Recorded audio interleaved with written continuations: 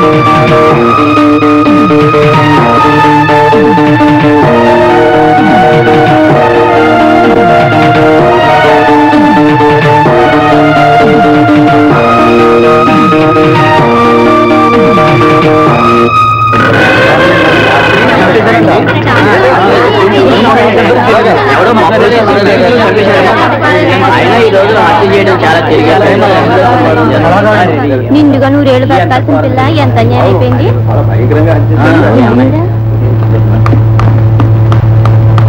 Doctor గారు, ఈ హత్య మీరు చెప్పిన టైంకే జరిగి ఉంటుంది.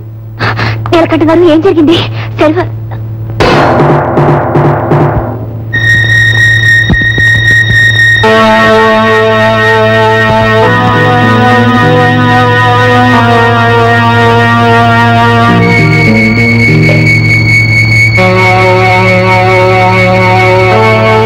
Anyway, it's very horrible.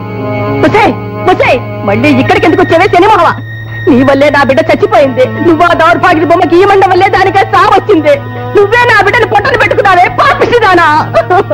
Parvathamma, ఏంటి పద లోపలికి పద. ఆవిడ మాటలకు నువ్వేం బాధపడకమ్మాయి, పద.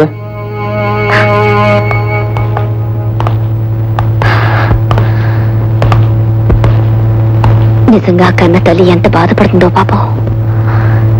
ఇంతకీ ఈ ఘోరం మిస్టర్ బి చేసి ఉండాలి. Mister B? అవును అమ్మాయి, సెల్వరాణి తన బొమ్మను గీసింది కదా, అది ఎవరైనా చూస్తే తన రూపం బయటపడుతుందని భయపడి తెలివిగా వచ్చి హత్య చేశాడు. సెల్వరాణి గీసిన తన బొమ్మని తగలబెట్టేసి మరీ వెళ్ళిపోయాడు. ఏదేమైనా సెల్వరాణి చావుకి నేనే. నువ్వే కారణం అనుకుని బాధపడకు. నీ లక్ష్యం నా లక్ష్యం నెరవేరగలిగితే ఆ సెల్వరాణి ఆత్మకు శాంతి కలుగుతుంది. నువ్వేకి వెళ్ళిరా అమ్మాయి. వస్తానండి. వెళ్ళు.